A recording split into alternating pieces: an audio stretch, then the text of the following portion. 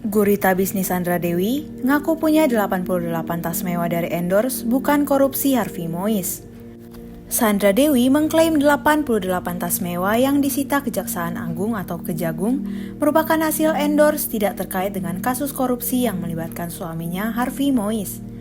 Meski tidak setuju dengan penyitaan tersebut, Sandra Dewi tetap kooperatif dan bersedia membuktikan di pengadilan bahwa tas-tas itu tidak terkait kasus yang menjerat suaminya.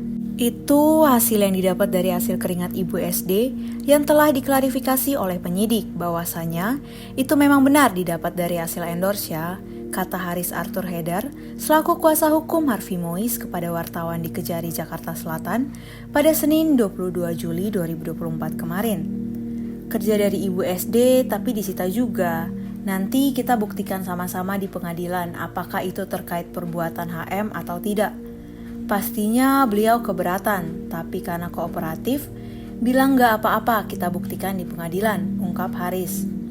Kejagung sebelumnya melimpahkan sejumlah barang bukti dari Harvey Mois dalam kasus korupsi tata niaga komoditas timah.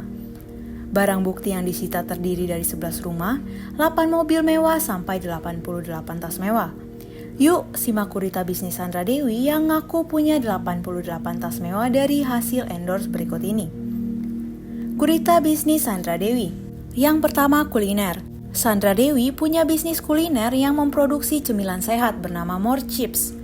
Dia juga sempat meluncurkan bisnis makanan ringan berupa keripik. Bedanya yang dijual Sandra ini, keripiknya tak mengandung MSG karena terbuat dari ubi dan singkong. Selain itu, Sandra juga punya usaha aneka kue bernama Queen Roll yang buka di Palembang dan Bangka. Yang kedua, kosmetik. Selain berbisnis di bidang kuliner, Sandra juga mengembangkan bisnis dalam bidang kecantikan. Aktris 40 tahun itu punya brand lipstik bernama Saint by Sandra. Produk lipstik Sandra banyak digandrungi oleh masyarakat karena dijual dengan harga terjangkau sekitar Rp100.000. Yang ketiga, fashion. Sandra Dewi juga punya bisnis di bidang fashion. Dia memiliki clothing line bernama SDW by Sandra yang koleksinya beragam, mulai dari casual sampai girly. Yang keempat, perhiasan. Bisnis terakhir Sandra adalah brand perhiasan bernama Sandra Dewi Gold. Brand perhiasan Sandra ini diklaim punya kadar emas lebih tinggi daripada di tempat lain, yaitu berkadar 75,5%. Bisnis Sandra ini bahkan sempat menjadi topik pembicaraan di tahun 2019 lalu.